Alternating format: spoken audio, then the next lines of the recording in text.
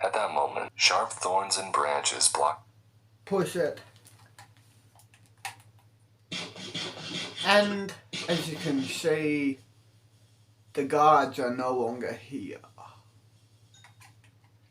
I made a deal with them. I let them put on an interdimensional tracker that I made for them off camera. Well, after when I defeat, that tall being, I made it. And I let them put on me so they could track anywhere I go.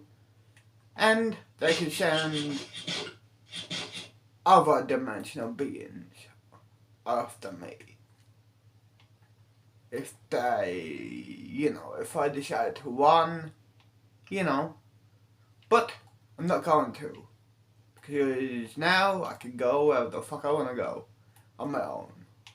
And let's go to Dimensional S, Stranger Things, Dimensional ST.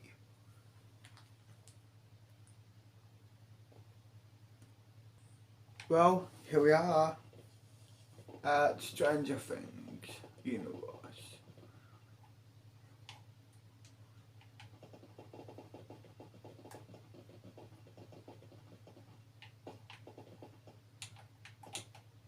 Let's go to here for now anyway. Press play. Actually, no.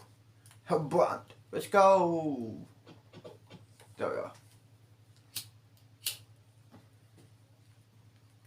So that's the number for Hawkins Real Estate. Okay, let's call it. Yo, Hawkins Real Estate.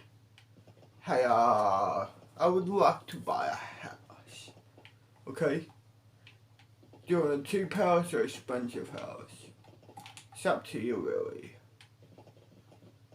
You see, you may not believe me, but I'm interdimensional traveler. Yeah. How did?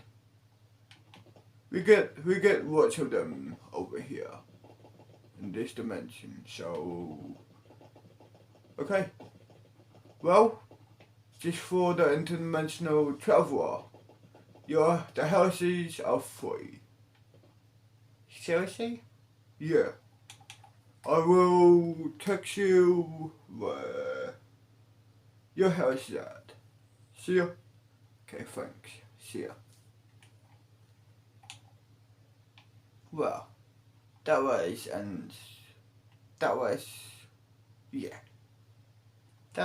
surprising. I did not know interdimensional travelers were to go here. Huh, well, hang on a sec.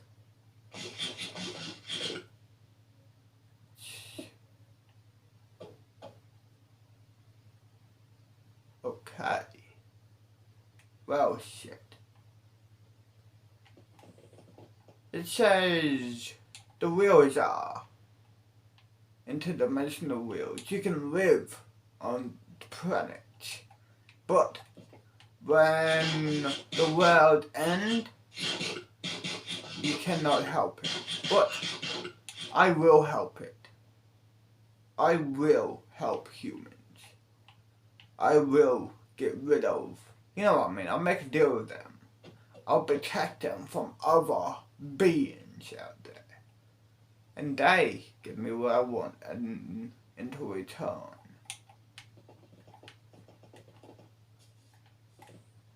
This is the place here.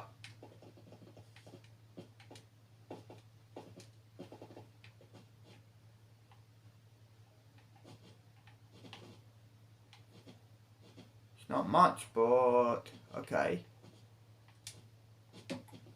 Get rid of you, mate. Shit.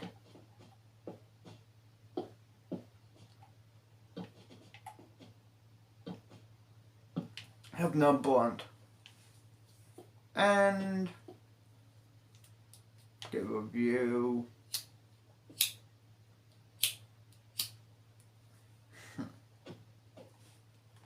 get rid of you.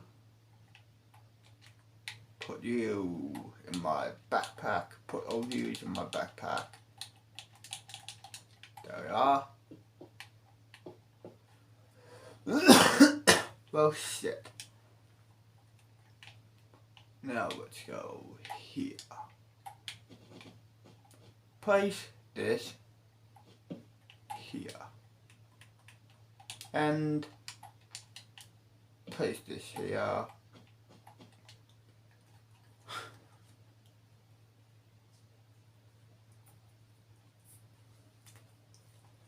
I will see you when I furnish this place. I'll see you then. I'll do it off camera and I'll see you then. Well, here we are. As you can see, I put chairs out here.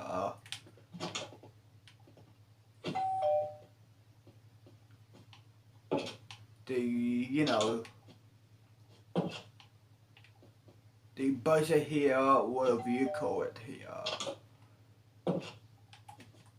Round room, then table, kitchen. Then we have my bedroom. A clock here.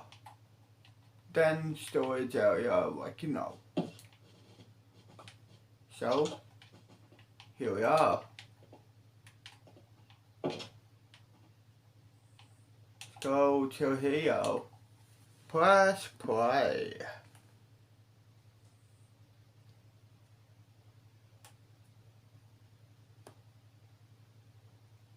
Sharp thorns and branches blocked my way where Uncle's steps were swift. The flashlight in his hand waved wildly. I gave chase, now acutely aware of my lack of a gun, and I managed to follow him into a small clearing. A place devoid of trees where a creek must have once flowed. His flashlight tilted up and I stopped in my tracks. The deer stood before us, gazing intently. The right half of its face was caved in, and from the wound, antlers grew, extending up and into the branches above it. They billowed thick and gnarled, like frozen smoke. Around it from either side, heads of other deer hung like trophies, encrusted down to the eyes in the same dark material, not quite catching the light. I stood, delirious with the smell, under a canopy covered in the stuff. Hard, finely twisted antlers gnarled together into great burls, half forming the shapes of heads or hooves. Uncle turned my way, looking back at me and smiling. "You look sick. What's wrong?" "It's only a deer." I bolted wild through the night, and I woke up sometime later by the side of the road, surrounded by paramedics.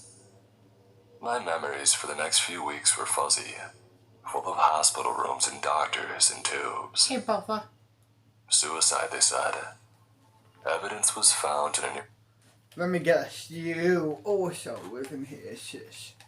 One of my sisters. Yeah, I am. Well, shit. Oh, cool.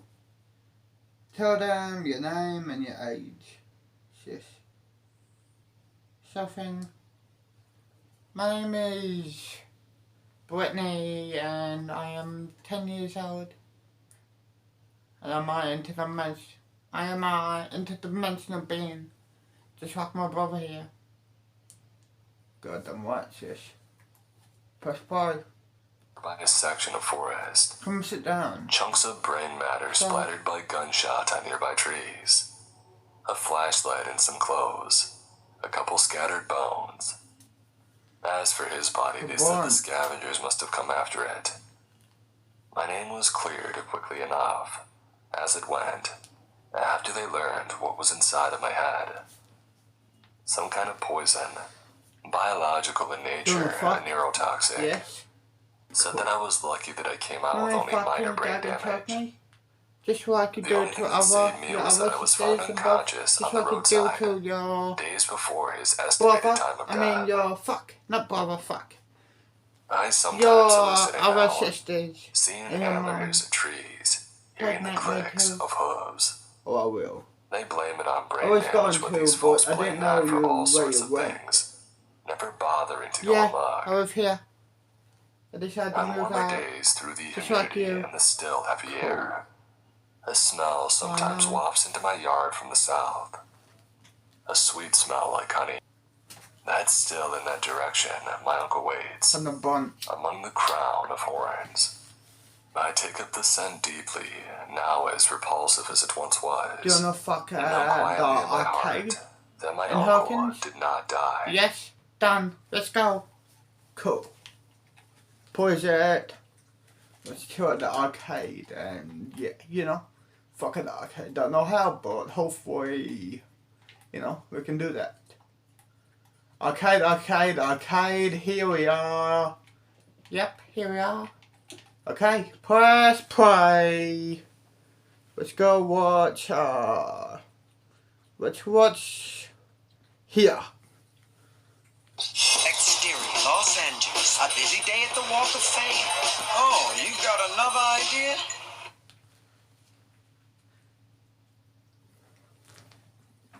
I gotta head straight back home. Dang, yeah, okay, no worries. Catch up next time, though. I'll even pick the movie. Yeah, alright, I'll let you go now. Tell her that I said hi. Oh, boxes. Oh, good.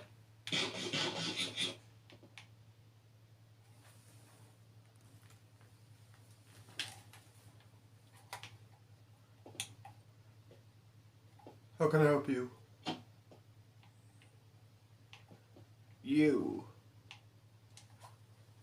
You're going to go have a day off today. I'm going to have a day off today. Yes. Now go.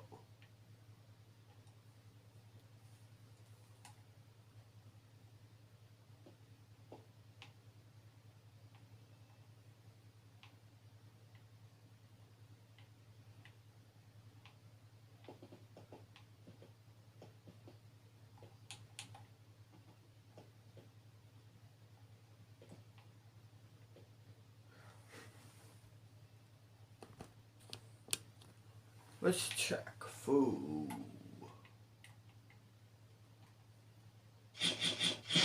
Okay. There is cameras. Shut the cameras off. There they are. There. Cool.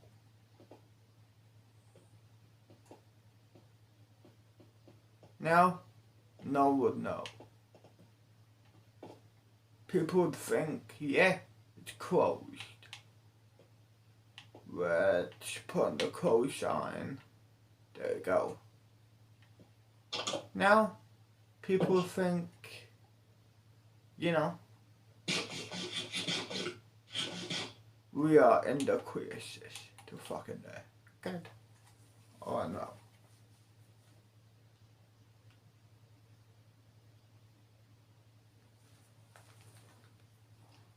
Will do. Press play. Of course, it'll be fucking hard. Fucking in there. If there's heaps of people and, you know, it's a small arcade, there's not much to hide and fucking secret. Oh no. There's no bathroom in there. If there was, then we'll fucking a bathroom. But there's no bathroom. So I mind control the person there, telling them take a day off, and I shut down the cameras. Daniel walked back into his living room, Cool. tossing his know. Nokia onto the couch and sitting down. It was snowing outside, Bun. the first snow of the season. The heaters were turned on. Dan was wrapped up in a blanket, Are you and the hungry? evening was suddenly Yeah. free. I want you to cook me up a pizza He and Jake had after their we tradition. fuck. Once every month, We'll fuck they off would select camera an and then we'll go back X-Lister's to movie my from the house bargain bin. off camera. Order a Then ton of food. I'll meet them Maybe light on, up you know some what I bud mean. and Okay, cool. spend the night Bye-bye. pissing about Oh, and no, making shit. fun of whatever Bye-bye. heaping Love you pile too, of trash Sissy. they had happened upon. The pair had been doing it since college, and they had only canceled a handful of times. The microwave beeped from the kitchen. Dan sighed, reaching across the coffee table and picking up the VHS tape. Return of the Suburb Slasher. It had been sitting in the corner of the Goodwill's movie section, right behind Attack of the Seven-Legged Astronauts and Guns, Babes, and Steel. Between the title and the admittedly sparse jacket, he concluded that it was a cash grab sequel to some forgotten, minorly successful slasher flick. More importantly, it was only $3. Good enough for him. Oh well. He slid the cover off, popping the cassette free from the plastic casing. It went into the VHS player with a clunky whine. I should really replace that old thing, he mused as he went into the kitchen. He pulled the popcorn back from the microwave, nearly dropping it, and he emptied it into a bowl, grabbed a beer or maybe two. And by the time that he got back, the movie had started. Some blonde teenagers setting up a party on the anniversary of a murder. It had all the hallmarks of a poorly made B-list movie. Shoddy lighting, shoddier writing, not to mention a cameraman slightly less stable than the average Jenga tower. He stretched out onto the couch, dimming down the lights. He was cracking open the second beer when he had heard the voice. Hey, mister. He popped the cap, lifting the bottle to his lips. Yeah, on the couch. Please, listen to me. He paused. The camera was facing the blonde girl. She was kneeling under a table in the basement, whispering wildly. Her eyes were wild. I don't know who you are, but please, you have to help me. Please. There's some crazy guy at the door, and he's killed all of my friends, and I'm trapped. He's right outside, and I'm... You got a fat ass. What? Is this some kind of VHS game? What the heck? No, please, just help me. He brushed the blankets off, sitting up in a seat. Can you hear me? Yes, I can hear you. I don't know why you're just watching, but...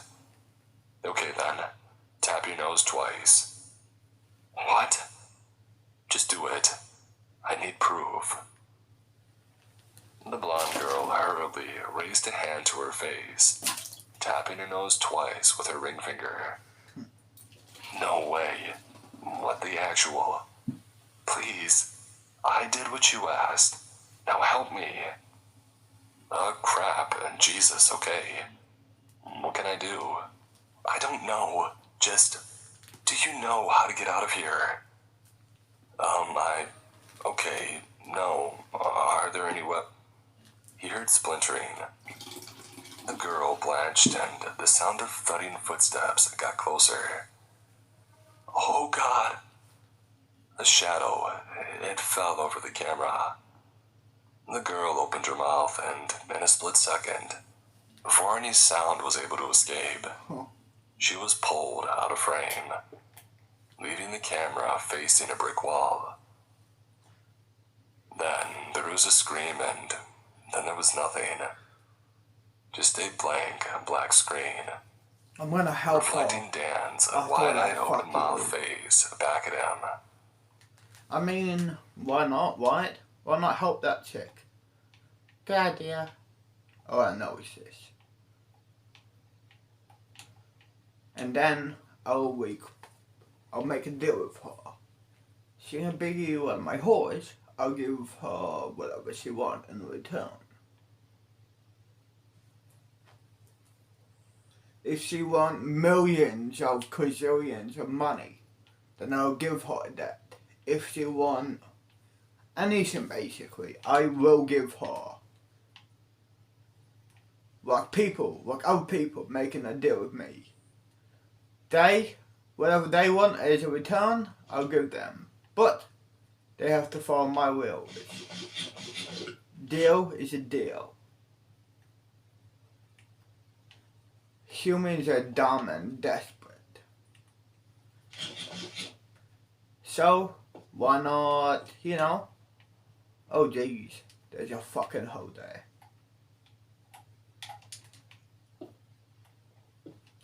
That's not the right one. Shit. There we go, mate. That's the right fucking one. So yeah, why not? Humans are fucking gullible and desperate when it comes down to it. Like all those hip-hop stars, what sold their soul to become famous. They're desperate to become famous. They're that desperate, they would rather sell their soul. So, why not take the devil's work over?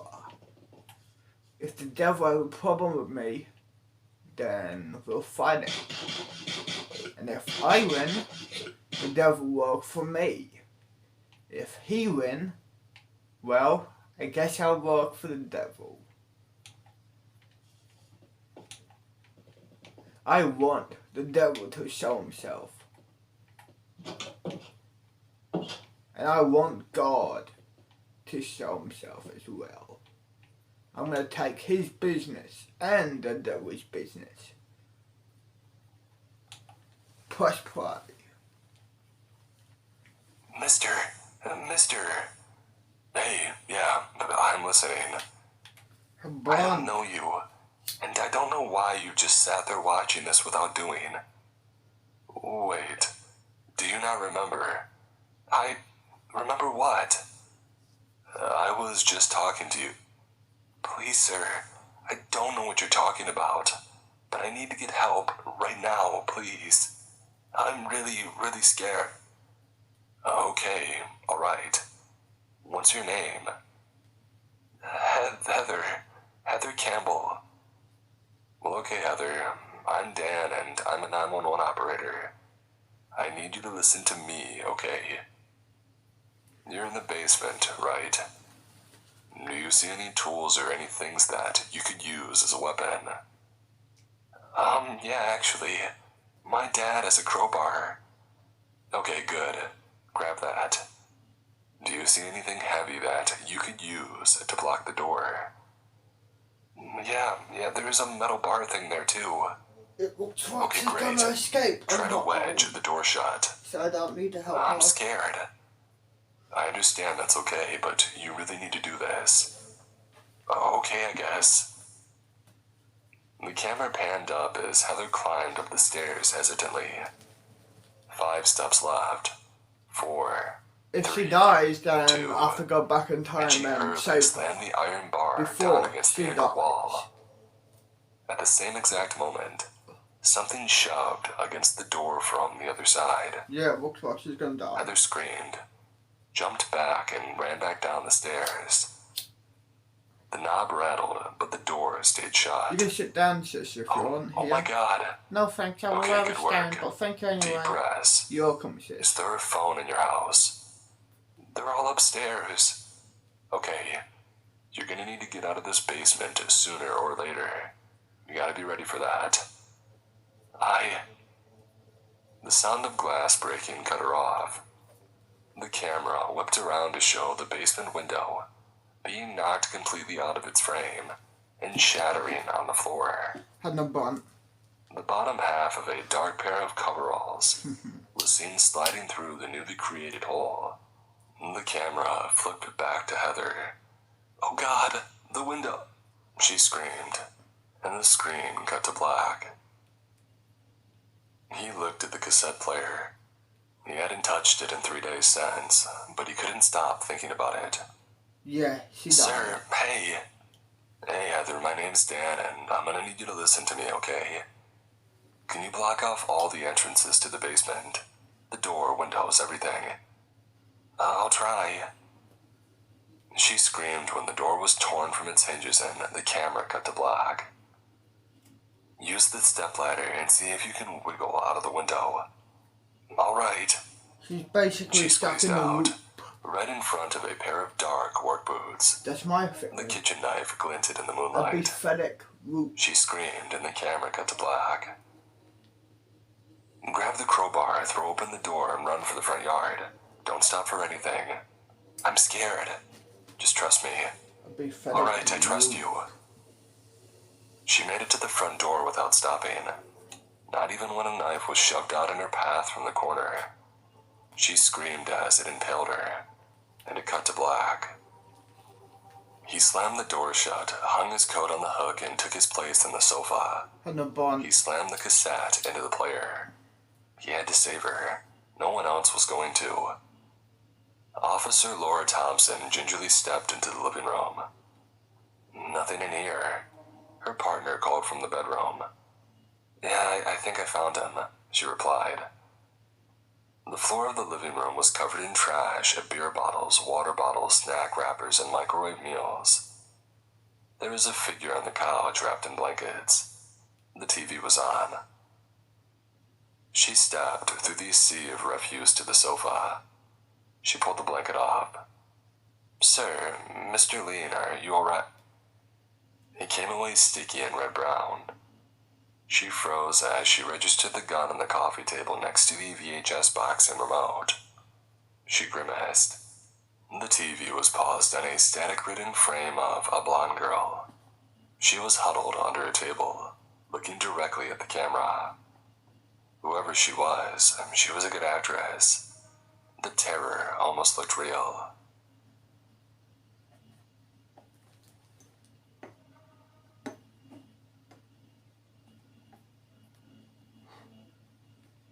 I still need to save her.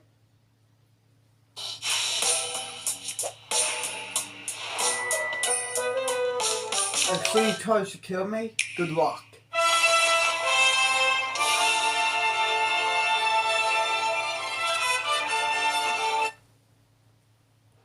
She is only stuck in the VS-type universe. I am in real reality. I'm an interdimensional being, after all. I killed that Titan. Like I said, remember? I killed it. So what's stopping me if I really have to kill her? I will kill her. It might be hard for me watching women, poor, helpless woman getting killed by me, but I have no choice. If she doesn't want my help, then yeah. And plus, I'm faster than she is. I don't think she can run this fast. So I can dodge and that, I can cast, spells to calm her down. If that doesn't work, then more. And yeah. I can just cast spells. Why not, yo? Press play again. Have no fun, yo. A woman in a dark blue traveling cloak sat alone in the bar, apparently oblivious to the time passing around her. Unmoving and seemingly unbreathing, she blended into the bustling scenery of the Never Not, as though she was carved from the same piece of driftwood as the bar top. Though the cloak was pulled tight around her, onlookers couldn't help but notice the swirling electric blue runes and symbols covering her. From the mug held tightly in her hands, they almost seemed to draw one's eye up to her arms, across her collarbones and ending in a blue band, running from her forehead to her chin across her left eye. Had no bun. "Gonna order anything else, Daywalla?" asked the barkeep, pausing from cleaning a mug with a very dingy rag. "Depends. Do you have ouzo? Or really anything that isn't watery beer made from potatoes?" "It depends. You're always so picky." The woman loosened her grip on the mug. "Sorry, I found out somebody close to me had passed on." "My condolences." The barkeep raised an eyebrow. "If you're looking for something to drink that's more filling for something like yourself, might I suggest paying a visit to the Darkwater Lodge?" The woman smiled, revealing a large and sharp canine. "Thanks. I'll keep that in mind." Standing as she slid an ancient gold coin across the bar. She walked away from the Darkwater Lodge's gates, tilting the styrofoam cup towards her. She could just see the corner of the IV bag poking underneath the lid. Why would you serve it in a styrofoam cup? You knew Duvernay had recommended that she drink it there, but she had reservations. Most carpsists that she had known had an unhealthy fascination with what they called night walkers or blood striders, and she had long since learned not to trust anyone whose first instinct was to call you a blood strider. Come see Steely Dan's house of Greek artifacts, Roman trinkets, and homeopathic medicines. Untold wonders lie behind those doors, relics from ages forgotten. The voice of the young crier cut through her thoughts and the bustle of the market. The woman turned to see a boy no more than 10, standing in a box and waving flyers like a paperboy in turn-of-the-century Manhattan. Crossing the thoroughfare, she looked him over. "Morning, Mom. Would you like a ticket?" "I'm not sure. What's in the house?" "Oh, just about everything. It's like Ripley's, believe it or not." She laughed. "I met Ripley once. Trust me, that's not a nice thing to say about your boss." "I just follow my script," shrugged the boy. "2 streets over. Can't miss it." "Well, I'll tell them that you sent me." With its second level jutting out over the street, far further than most building codes would have allowed, the woman had no trouble finding her destination. Surrounded by a disorganized mess of semi-burnt-out bulbs, the only sign simply read, "Stale Dan's House of Wonders." Pushing through the mahogany door, she walked into the gift shop just as a tour was finishing up. Voices somewhat muffled by a helmet and wearing scraps of armor from across the centuries. The guy dipped into a deep bow and gestured towards the gift shop. "I must thank you so much for your patronage. I hope that you had an amazing time. And the next time that you find your curiosity piqued, you know where to find me. Enjoy your time in La Rue Macabre." The woman leaned on the table as the group shuffled out, still oblivious to her entrance. The guide stared at the swinging door. Not a dang thing. Didn't even look around. Screw me. He started to pull off his helmet.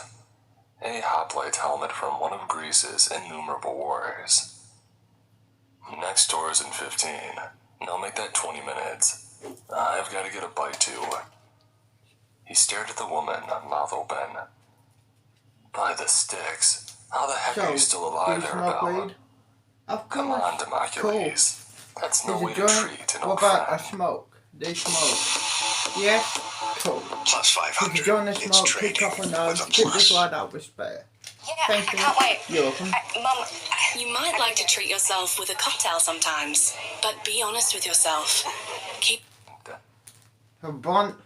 After he shut down the museum, Democles ushered Arabelle into a room off to the side. A curious occupation to have, Democles. Democles opened up a cupboard. Actually, I changed it to Dan. Danocules? He laughed. No, just Dan. I had to blend in, and I got really sick of people asking, like the fable and whatnot. What did you think of the sign? Arabelle crossed her legs. I've been alive for 3,000 years, and it's one of the worst jokes that I've ever heard. I hate it as much as I did your wordplay. Dan turned to look at her. So you would have picked something different. I am perfectly capable of killing you. I'm aware, and that's what makes it fun. Dan ignited the stove with a snap and put a kettle on. So what brings you to La Rue Macabre? Aries. And since you're here and not sprinting west, I'm guessing you already. Arabelle nodded. One of those Bayou boys told me what I needed to know. Dan wore a melancholy smile. Perhaps it's for the best. This world is no place for old warriors. It's not more civilized by any means. Just more wrong in ways that we could never have fixed. There was silence for a few minutes before Dan spoke again. But what I want to know is how you survived. Last time that I saw you, you were holding off the mad god of war by yourself, so everybody could evacuate the towns and villages, and I felt that you died. You were a stellar warrior mage, but just a novice channeler. Arabelle showed her elongated canines. Carmilla. That's just like vampires. Ruin a heroic death with the curse of undead. He paused. No offense. Not take it, it's not as bad as you think. Drinking human blood out of, is that a styrofoam coffee cup? Well, that isn't my idea of a good life. I get by. Carmilla runs every blood bank in Europe, so it's not like we're out here killing people. The kettle whistled and danced it up. I'll sleep easier knowing that my long-lost friend isn't murdering people in back alleys. I've not known you to be the one to sleep, especially with a collection this large to manage. Dan shrugged. It started out small, just trophies and oddities, and then it blossomed into what I can only imagine is a health and safety hazard to rival all others. Hey, I've got about a square mile of footage in here, all organized and archived. Dear gods, no wonder nobody bought anything. They had to walk well, however long a square mile is in metric. Dan counted on his fingers and cocked his head at Arabelle. I'm gonna say maybe 2-ish square kilometers. I should know this. I was in France when they made the metric system. Really, me too. Dan smirked and stood as the kettle began to whistle. I imagined that the thought of necks spurting blood would be hard to resist. What with all the... He made a chopping motion with his hand, going on. The court was sending as much food as they could to help the people. I wanted to help, and Carmilla wanted to secure an ally with whoever came out on top. It's nice to hear that death hasn't cured you of your idealism. But as I was saying, most of the building is my personal collection and library. How did you get all this stuff? You never seemed materialistic back in the day, asked Arabelle. Well, after the day we thought you died, everybody just kind of drifted apart. I guess it's just my way of hanging on to the memories. As for the sheer volume, I followed the seat of power. Athens, Rome, Spain, the British Empire. And now here. Just keeping up a collection, or... And believe it or not, but I actually am responsible for a good chunk of these surviving Greek and Roman tales. I mean, I didn't write them, but I remembered them and put them in places for other people to find. Arabelle chuckled. Heroic Dan, keeping the flame of knowledge lit through the dark ages. I'm guessing you left us all out on purpose. Dan didn't respond for a moment. I actually censored some things, or kept others. A misattribution here, a name change there. I don't blame you. Dan turned around, holding 2 mugs of tea. Placing one in front of Arabelle, he settled back into his chair. Arabelle raised her mug. To absent friends, and the roads we walk to find them.